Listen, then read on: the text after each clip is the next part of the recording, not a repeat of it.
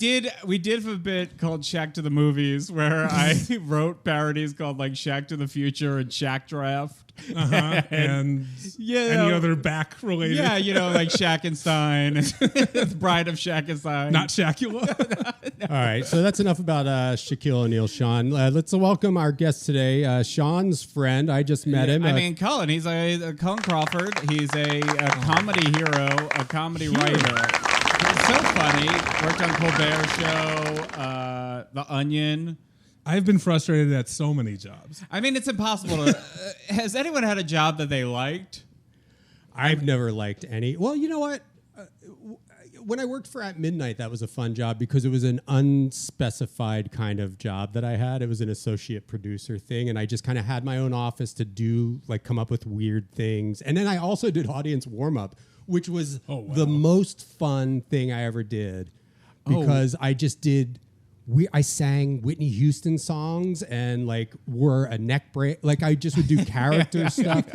And I did it with Randy, who I would do the Bone Zone with. We would play the Van Halen song Right Now, the intro.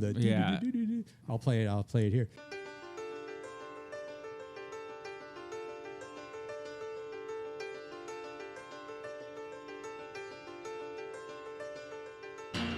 And throw grapes into each other's mouths and move further away into the audience to see if we get. And people loved it. Like when you launch a grape from the back row into somebody's mouth on the stage. Oh yeah, I mean, the audience goes wild. Yeah, the circus is popular for a reason. A circus where two men throw grapes to each other's mouths. It was very Cirque du Soleil. Like, it really. That would be, honestly, that should be a Cirque du Soleil show. I would assume it. I would watch French clowns throwing grapes into They each might other. do it. We should go and check it out. We should. And maybe like wine comes out of their assholes or something. I did warm up on that show. This Is Not Happening, Ari Shaffir's Comedy Central show. Oh yeah. And instead of warming the crowd up, I just did my stories to the point where they started filming it, and I got on the show. Which I think is not what they wanted and not what I was paid for. Cullen, you've done every type of comedy, right? You've done like sketch, improv, stand-up. I've done them all, but sketch is definitely like stuck the hardest.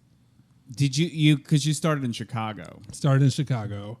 Okay. So I started in Chicago. My first like writing job was at Groupon.com, which like kept the entire comedy scene in Chicago like employed for 5 years. Wow. It was wild. But my job was to like write little funny things on the website that had kind of nothing to do with the deals. I had a desk and a salary for this. I was a security guard before that. So I was like blown away by that. But that like sort of got me entree into like all this comedy stuff. And I joined up with these dudes who were doing a late night talk show, like a live late night talk show at Second City. And it was very Conan-y, like the writers would do bits and stuff. And that got me into sketch and everything else. And that got me into The Onion. And what show is that? Because that's like where... Is the Late Live Show with Joe Quazala. Yeah, Joe Quazala. Oh, yeah. So funny. So funny. And is that where like the Buck guys came from? That's where Buck guys came from. That's where Daniel Kibblesmith came from. Kibby. And then, what's his name? The man who passed away. Oh, Dan Ronan. The man who passed away. Yes. He has. It's the What's so funny honestly, about this? He has the funniest bit I've ever seen, and There's a couple of bits he does that are the funniest. But the cartoonist bit, the cartoonist who did a comic about 9/11, like a sad 9/11 comic. That came out on 9/11, so everyone's like, did he know about 9/11 before it happened? It's so funny. Chipmunk, Samuel Squirrel, and Skunky Funky Buns looking out over Ground Zero. Tito Turtle says, imagine all the people living life in peace. Skunky says, I do. Today, more than ever. I had finally reached people. The positive feedback I got from this strip was overwhelming.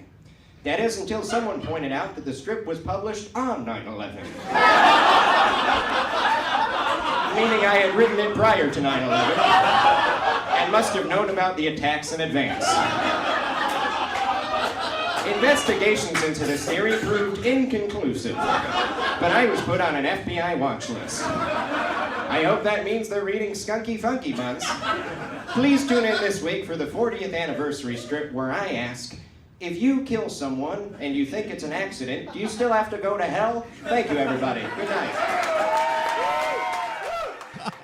Well, speaking of sketch groups, Cullen picked an album today that I've had in my collection, and again, it has a price tag on it. It's $2, so I just was like, this looks terrible, so I'll buy it. And it's definitely something that I would see while flipping through my records and be like, fuck that. I don't even want to listen to this. The name of them, I don't know. Everything about it is repellent to me, but maybe it'll be a surprise and it's great. It's The Committee. And the album's called Wide, Wide World of War. And here's what you need to know about The Committee. They probably have the most impressive pedigree of all. So they were a San Francisco-based improvisational group founded by Al Meyerson. And the Meyersons were part of the first Second City group that basically founded what American improv was with Elaine May. And this group has churned out people like Howard Hesseman from WKRP in Cincinnati. And head of the class. Yes. Rob Reiner. Carl Gottlieb, who wrote Jaws and The Jerk. My main man, Larry Hankin, who was Carl and Billy Madison. And alternate reality Kramer in the Seinfeld pilot from season 4. So this is this album is the best of the group. They took Broadway by storm in 1964. Okay. Is that a direct quote from you? Or That's me. I'm just Sean likes to say things are taking by storm. I do PR for The Committee. These bold dynamos took Broadway by storm. Hey, Frank, let me in, will ya? Why? It's really boring out here. I'll tell you the truth, it's not a hell of a lot better in here, man.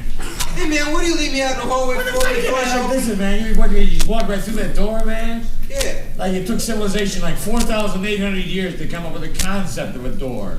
You just bomb right through the fuck. Well,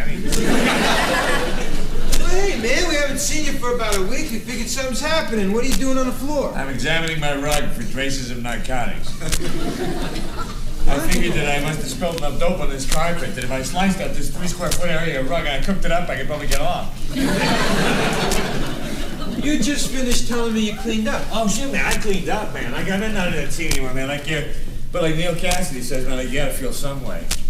And the whole deal is there's a whole vast difference between fucking around the street and doing something in your own pad, man. Man, I never in my life am ever gonna get involved in narcotics as a lifestyle ever again.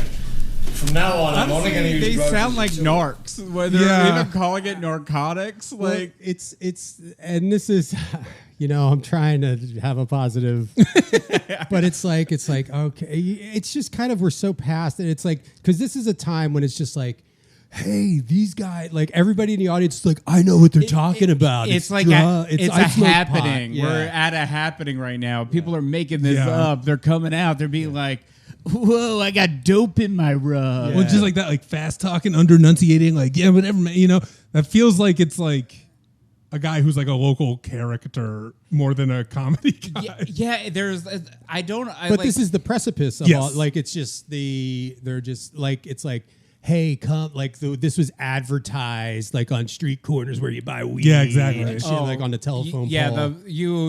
They're the poster was the far out journey to laughter. Yeah. I do. When you're probably at 4:20. You're in a room and you're trying to figure out the best punchline and you sort of do the full 360 back to the simplistic joke.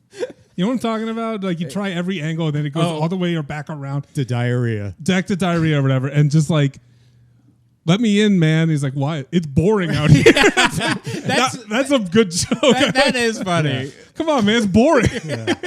And then he obviously thought of when he was high. It was doors were invented 4,000 years ago. And now you're just bursting through it. I am ashamed that one of the first stand-up jokes I had was about how we should remember, it was The premise was that we all know who Bill Gates is, and he created Windows. Well, how come we don't remember the guy who did Doors? A much better invention. Oh my God. I think I told him one total time. I think you should use it this weekend. Yeah. Why not? I'll try it. Like, say you go up stage, I want the host, like from backstage, like, let me on stage, it's boring back here.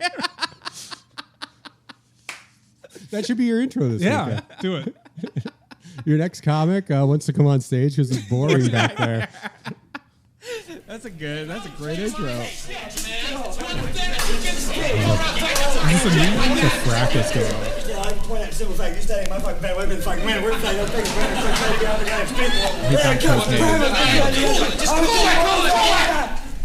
I'm overreacting. Yeah. Sit down. Cool, right? Okay? Just take it easy. We'll take care of everything. Yeah. Hey, listen. You got a spoon? Over there in the peanut butter.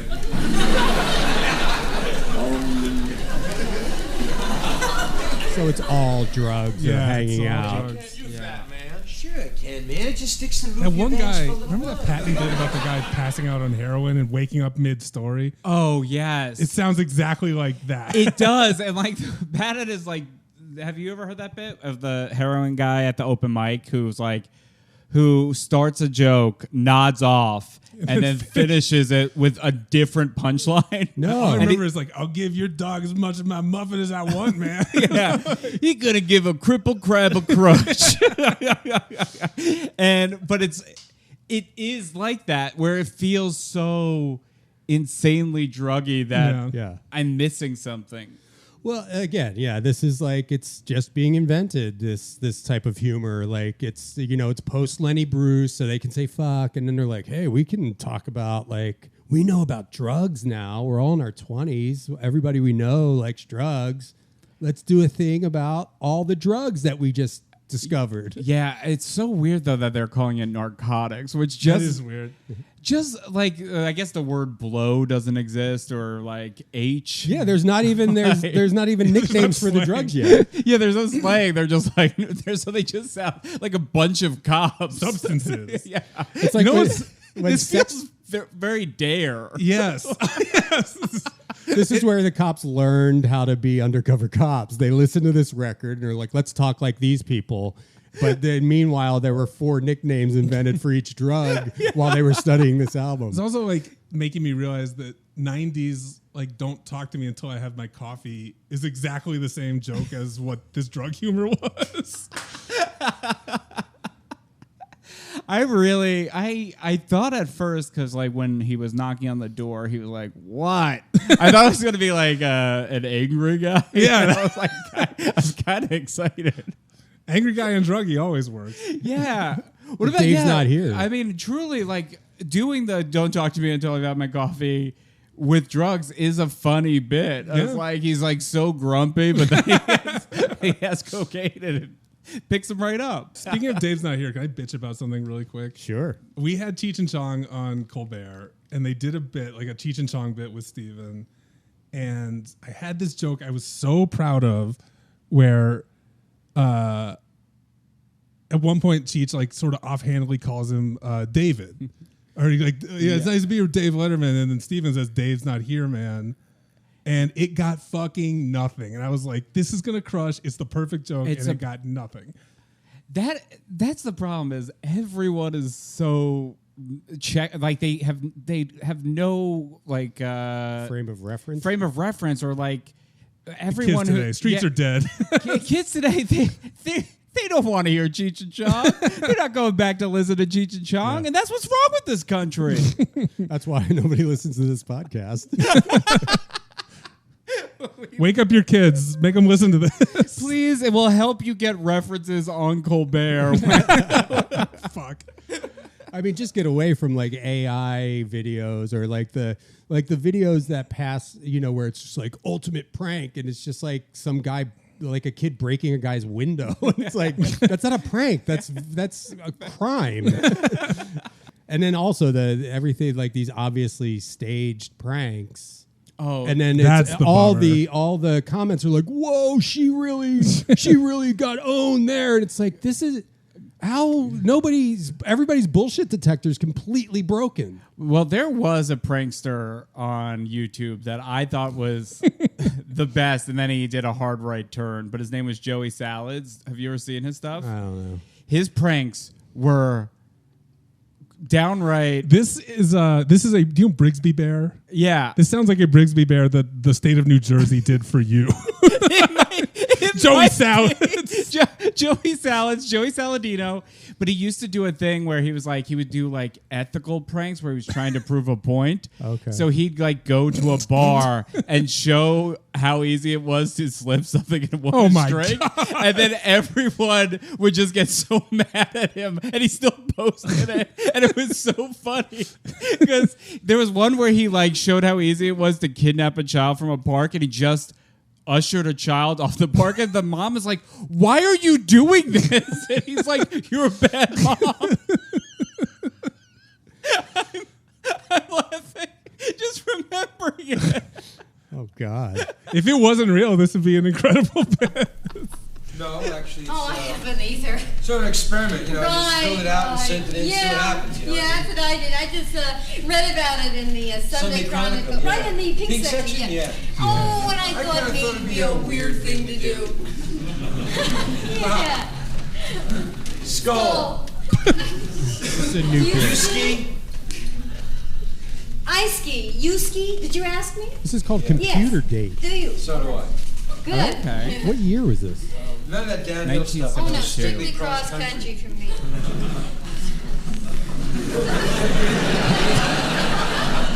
Oh, Tom, did you have anything in mind for tonight? Yeah, I thought maybe a movie. Oh, fine. Yeah. I've been trying to get to see this one movie for a long time, The Godfather. Yeah. Have you? Well, that's what I got tickets for. You got tickets? Yeah, there was a long line, so I just It's got hard to get tickets. Yeah, it's kind Wonderful. of a gory movie. Oh, I know. You know, Tom. Now, myself, I'm strictly anti-violence. Oh, me too. Really, I would march against it. Oh, I'm right behind you. I would, but I want to see this movie anyway because of Marlon Brando is really yes, great. Isn't he good? Oh, he's Oh, the best. I see all his movies. Yeah. You know, especially I love the Wild Wild Ones One. is the Yeah. So this is that Don't joke you in The think Simpsons so? about how Oh. computer dating is so good that there's like They're finishing each other. But which was the computer? What was? I mean, there was no internet in '72. no, I think there was like a gimmick that like the computer would match you. Yeah, with like someone. they would if you entered your like statistics into it, they would find your like logical match. So this is very centralized to semi-well-to-do people in Northern California, right? I mean, Yeah. there was nobody in New Jersey was doing I computer think it was dating. like maybe right? there was TV ads of like for a computer dating Okay, service. okay. Yeah, like you send in a picture, like It's just they're some guy putting two people together. Oh, I want to see them kiss.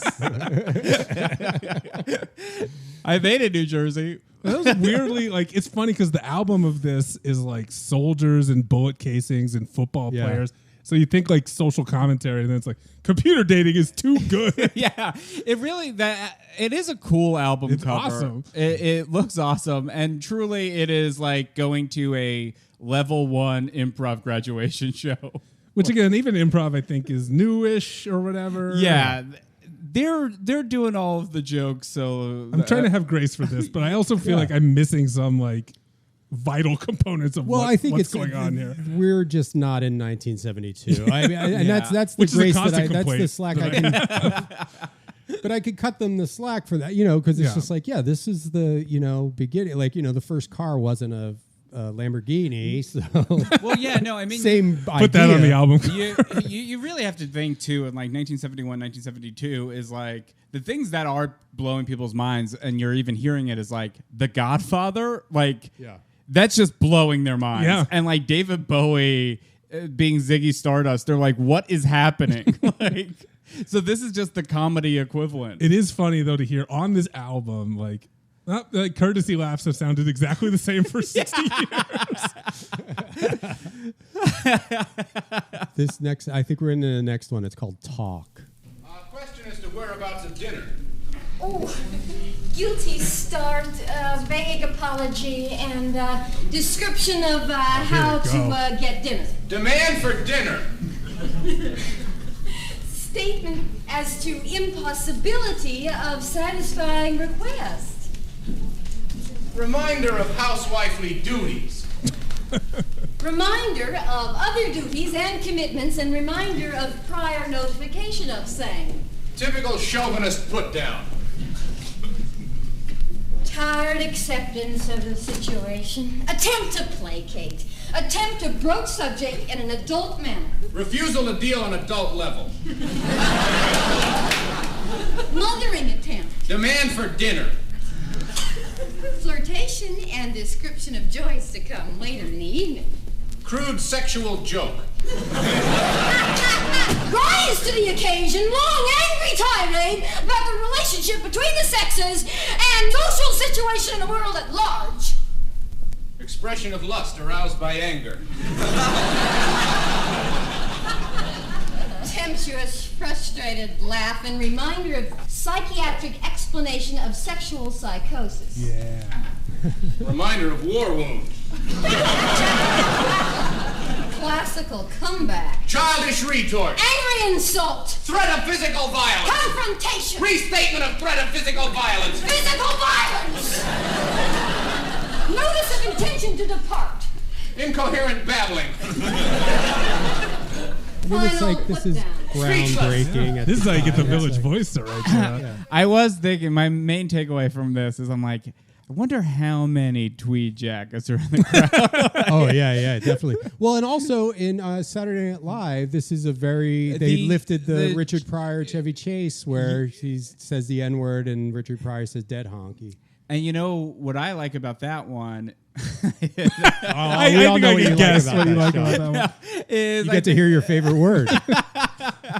Yeah, honky. I like that Aerosmith album where he honkies on Bobo.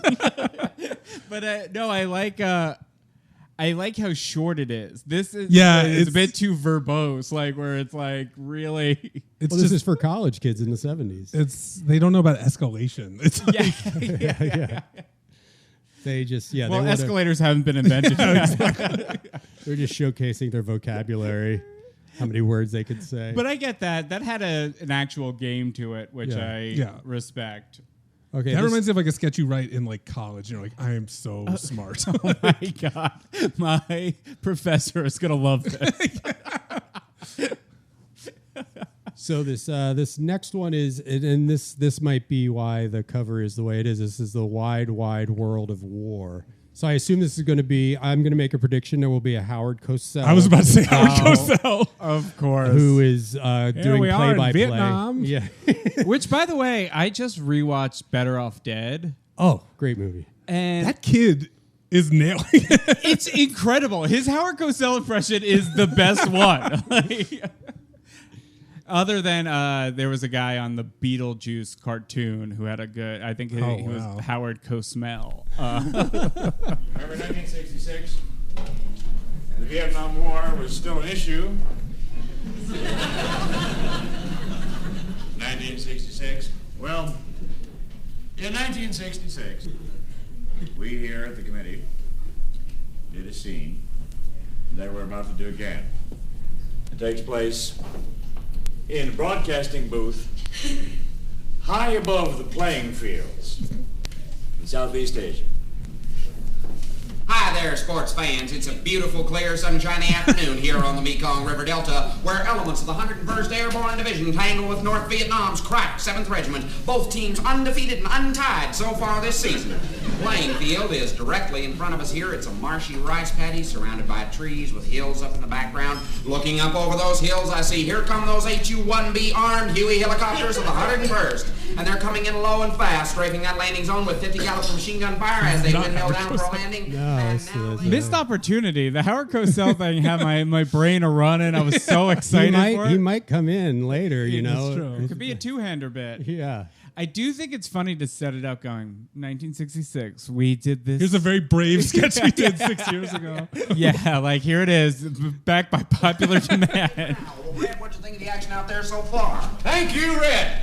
Well, I'd like to say it's apparent that we're in for a scintillating contest here this afternoon. Both these teams are really in tip-top shape for this one. In the case of the 101st, that's due in no small part to their coach, Colonel William Billy Slocum. who's really, as they say, got him up for this one.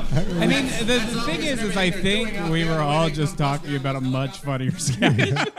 I mean, was Howard Cosell? Yes. He was 72. He was, right. He was in like doing the Muhammad 60s. Ali. Yeah. Like, truly. Especially, like, at this time, like, Howard Cosell's, like, one of those people who... Wasn't he, like, very pro-Muhammad Ali, like, staying out of the war? Like, it feels like he'd be more appropriate in the sketch as a whole. I also just, again, it's like, this is why I feel like SCTV sort of came along and, like, ate everyone's fucking lunch. It's because it's, like, the premise... You got to, like, do something off of the premise. Yes.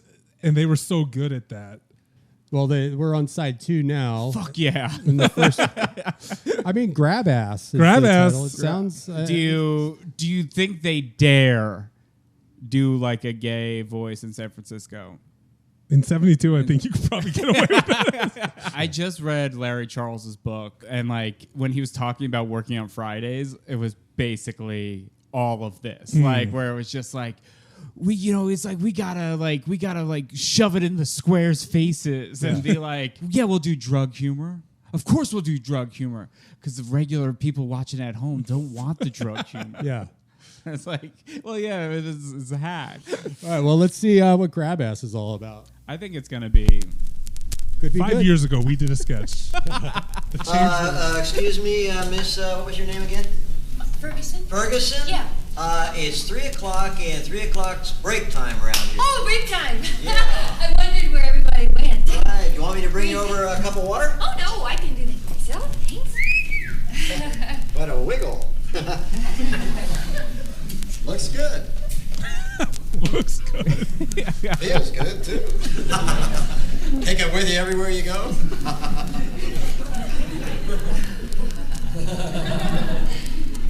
You fill up your own pants pretty well there, big boy.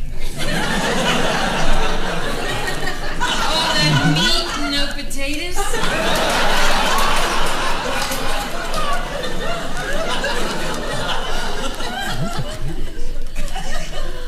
Nice talking to you. He doesn't have balls. Small balls? No balls. He has a huge dick. No balls. Also, Is that a problem for ladies? didn't SNL do this in season 1 too?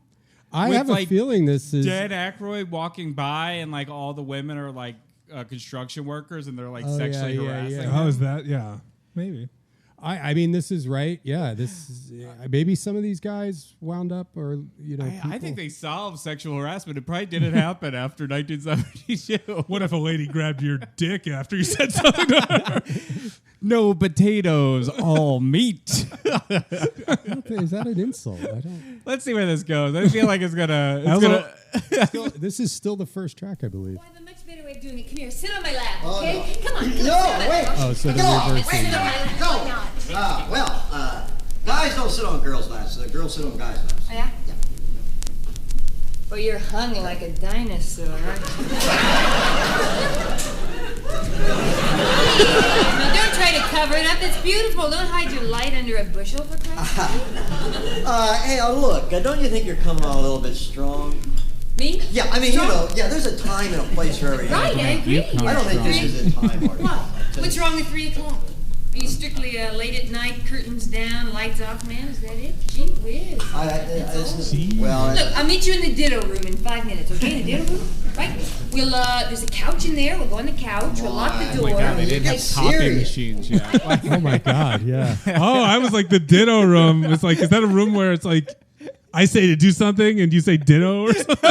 It's literally. What is a ditto machine? It's is it like that blue ink thing? Yeah, that it was you would like have to the roll, the first copy machine. Like, Right. You mean the ditto also room? hung like a dinosaur. I don't like. I know they're huge guys, big guys, but you never know what a dinosaur's dick looked like. Is it relative to dinosaur size? Well, maybe that was a joke. Maybe that's the joke, is that you never see a dinosaur. Like, you look at a T-Rex and there's Never see those dicks. you never see a T-Rex. You never do. Like, they never. If you go to like the Museum of Natural History, it's not like they put a giant bone. Yeah, I've never seen a dinosaur's dick. Never. Not even like like with somebody's drawings. Like, Yeah. Well, until I get to a pen and paper. Well, listen, offtherecordspod@gmail.com. If you have a picture of a dinosaur dick, send it in. So I got AI overview from Googling dinosaur penis. While it's not possible to know the exact details of dinosaur penises, it's likely that most dinosaurs had some form of penis. I imagine it would probably be more like a dog's dick, where it would be. This is what the podcast is about now. No more. Here's what we'll do, and this is an off the records. This will be our first merch drop, and if you're down with it, Cullen, all three of us draw a dinosaur with a penis, and we will put them up on eBay and see who sells for the most. I live pretty close to the tar pits. I might go over and have a conversation with some of the scientists. You're gonna put on your beret, your color palette. We all have a couple of weeks. You could do a painting, any kind of form, any art form of a dinosaur with a penis, and we will put them on eBay, and I'll put the link in the description here. I love it. Whoever gets the highest bid, that's what dinosaur penises look like. Officially. And then we all have to email Steven Spielberg at gmail.com and tell him this is what dinosaur penises look like. you And make he's your like, finally! The reason I made the movie was to get this email. Maybe we'll see that in the next installment. You saw that. I did. It's garbage, right? Yeah, I didn't like It's it. the same fucking thing over and over.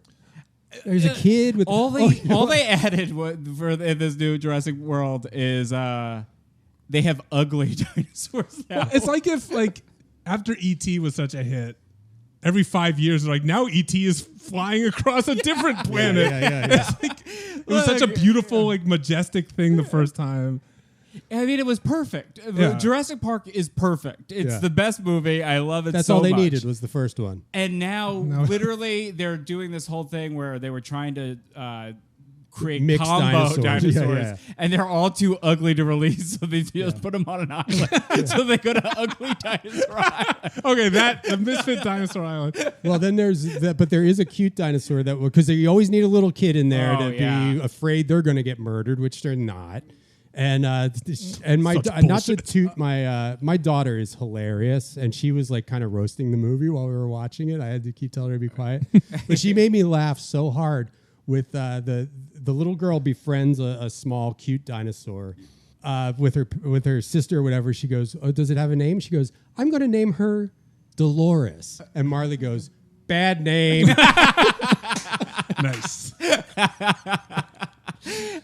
Just give the people what they want. Give me dinosaur. Give me T-Rex with big machine gun nest strapped to its back. Well, have you ever seen the concept art for what Jurassic Park 3 was supposed to be? No. Is that that InGen from 2 created a bunch of half human, half dinosaur hybrid soldiers?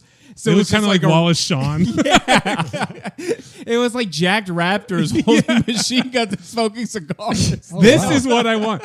I want those toys. It was like toys when we were Dino Wars or something. Yes. Give me that movie. That's the new Jurassic Park. No, the D-Rex was so fucking ugly. It was stupid. And they're not even if you're going to do that, have somebody like Martin Lawrence roasting its ass for existing looking like that. Or wash your pussy.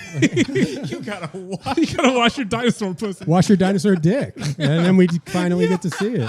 Why aren't these guys good at comedy like us? I mean, they could. I mean, honestly, the natural progression, they could have Planet of the Apes and made them, instead of hybrids, they turn into genius talking dinosaurs. God. Who start their own civilization, build buildings. We don't want you here. Yeah. Well, let's write that. We'll put that in one of our scripts. We're writing a sequel to The Disorderlies where they're security guards. Perfect. It's not a sequel, really. It's not really a sequel. One would hope so, because they're all dead. Well, we got to get the one living fat boy. One is still alive, and he's going to act as a mentor to our new 3 random fat men. Who are you casting? The fattest guys in comedy. We got the Rizzler. We're going to do an open casting call for Hollywood's fattest men. Mind, which thinks that if somebody else loaned him money, it's all for me to do it too. Hence your famous package of bills. What? The way that I do it, which takes a long time, but since this is my job, I am willing to devote 8 hours a day to it.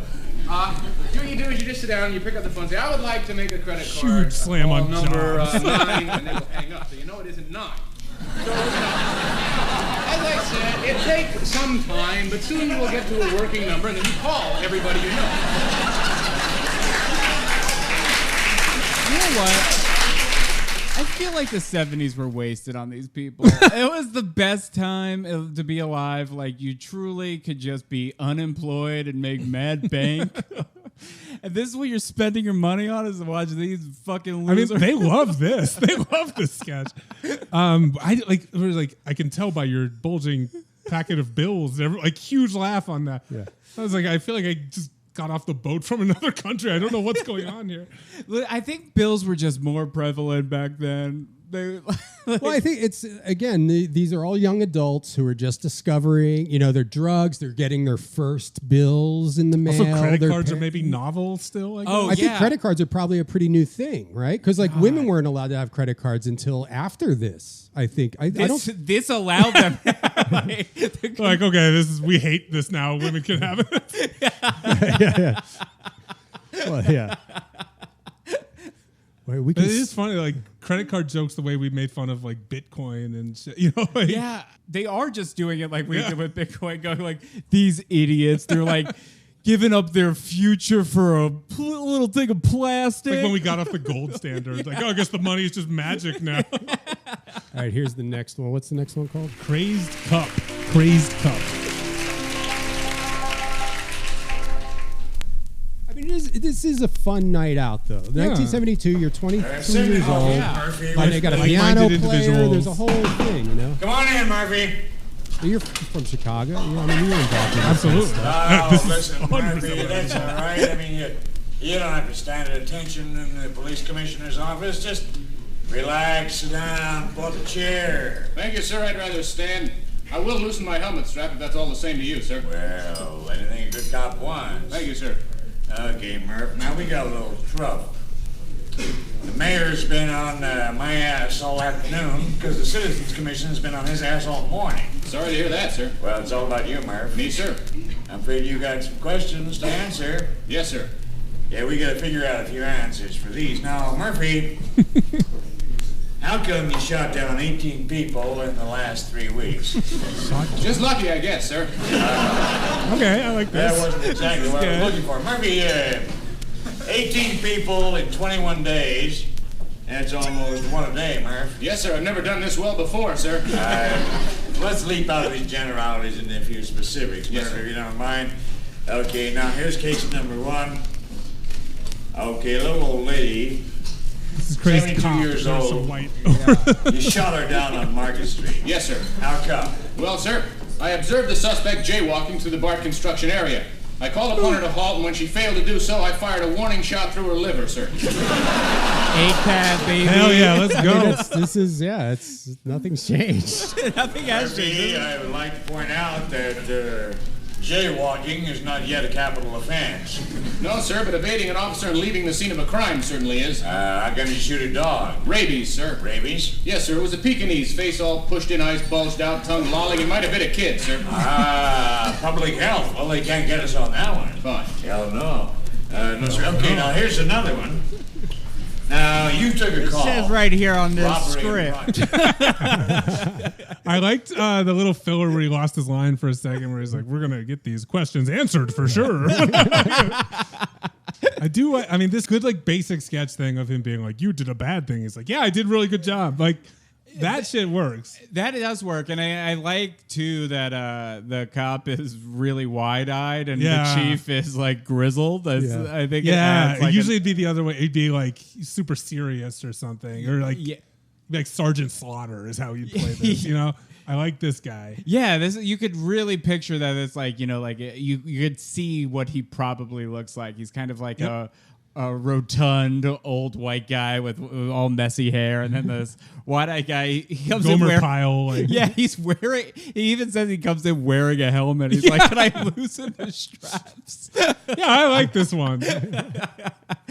I also, it's like it makes it better because it's like the dumb guy's like, yeah, this is what we're doing here, right? Like I'm here to kill people. Did I get it completely wrong when I signed up to be a cop? Yeah, that's great. I like this one. Until this investigation blows over until you're in the clear, we're going to have to put you on suspension. Suspension, sir? I'm afraid so, Murph. You mean turn in my badge and my gun? I'm afraid so, Murphy. Sir, do you realize what you're doing Oh, here? hell yes, I do. I'm afraid you don't, sir. Oh, no, wait a if you minute. take me off the street, sir, you're turning it over to the animals. The pimps, the pushers, the muggers, the junkies, the rapists, the jaywalkers. Sir, it's a jungle out there. I think you're exaggerating a little bit. Well, I might be, sir, but how would you know? You've been up here in this office. You haven't walked those streets in 15 years. And with you out there, it's a good thing.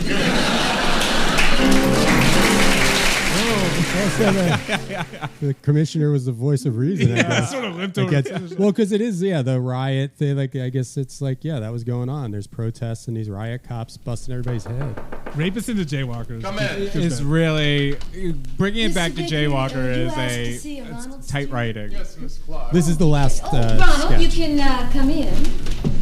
The dean's office. Good afternoon, Yes, Ronald. I'm Mr. Baker, the new dean. Right on, man. In case you didn't How are the realize these people? guys are have I college guess you degrees. understood I was coming. I dug you were coming, man. I didn't dig you were going to be black. Far out. Whoa. Yes, it's too bad we have to meet under these circumstances, Ronald, That's but won't cool, you have no. a seat? I wish you would assume the proper position in that chair, Ronald.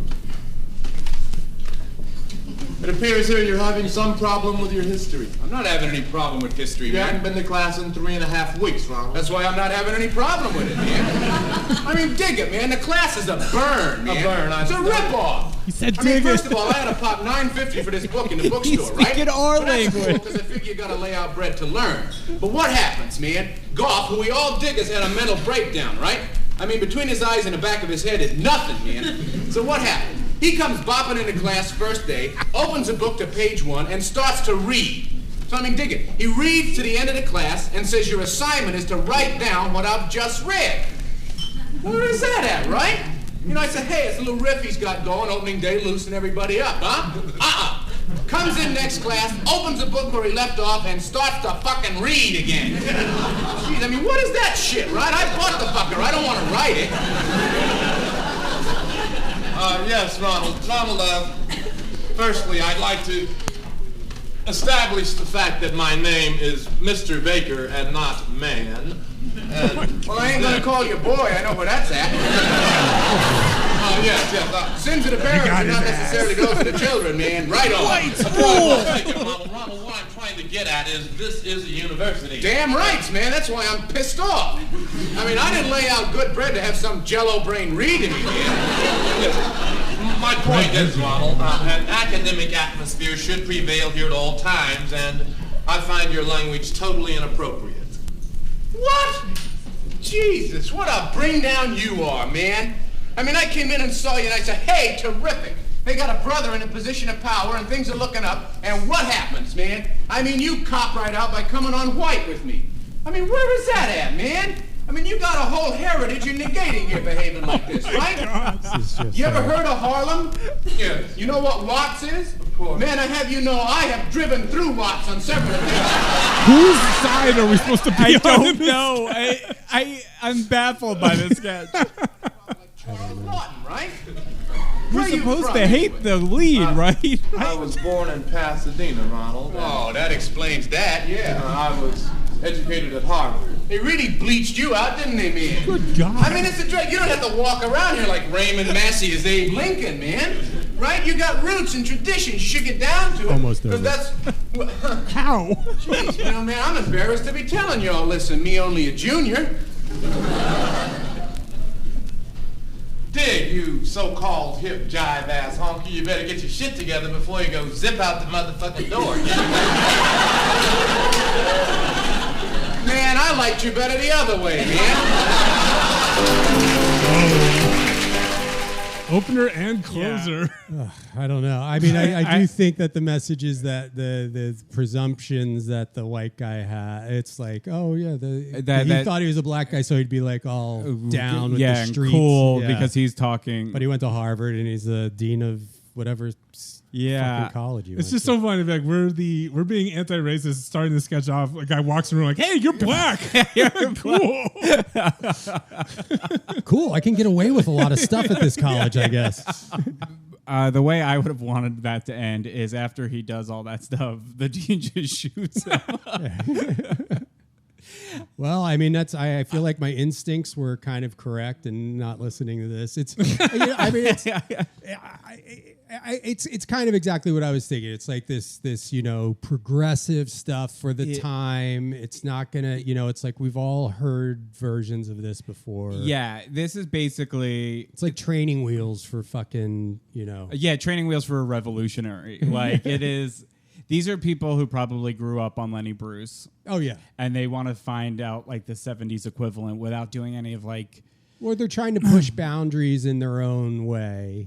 Yeah, I mean, but there's also like there's not the satirical bent of like something like Dr. Strangelove that they're doing, where they're actually commenting on society outside of what they're just writing what they know. It's also that kind of satire, like.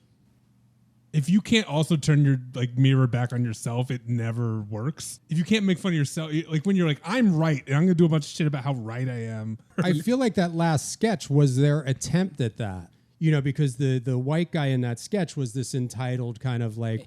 I think that's our read on it. I think he's like the hero of that sketch. Yeah, especially because think so. the audience is laughing at him, but like they're laughing like they're like laughing with him more so than laughing at like. Well, we should see. Maybe we could get somebody on the phone. These people are probably, some of them are still alive. Some of them are still alive. Yeah. I mean, we should call them up. I'm mostly curious about it. Like, well, Cullen, it was nice to meet you. Is there anything you want to promote? I am technically not allowed to promote. Wait, when's this come out? A couple weeks. Yeah, 2 weeks. You know what? Fuck it. Watch a show coming out next year called Strip Law on Netflix. It's an animated comedy with a lot of funny people who worked on it and voiced it, and it's been the last 2 years of my life, so I hope people like it. Nice. Sean, any Shaquille O'Neal stuff? Or yeah, no, I am opening for Shaquille O'Neal at Universal Studios. And go to the link in the description and bid on one of our dinosaur dick drawings. Oh, yeah, I got to get to work on it. Yeah, I mean, honestly... when it comes to the committee, I don't dig it. He said it. He said dig it. That's been off the record. It wasn't too far out. Comment.